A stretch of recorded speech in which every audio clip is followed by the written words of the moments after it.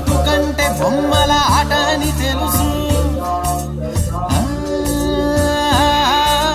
కథ అని తెలుసు, కథ అని తెలుసు, కథలన్నీ కంచికే చేరునని తెలుసు, తెలుసు తెర తొలుగుతుందని, తెలుసు తెల్లారుతుందని, తెలుసు ఈ కట్టె పుట్టుకుమంటదని, తెలుసు ఈ మట్టి మట్టిలో కలిసిపోతదని,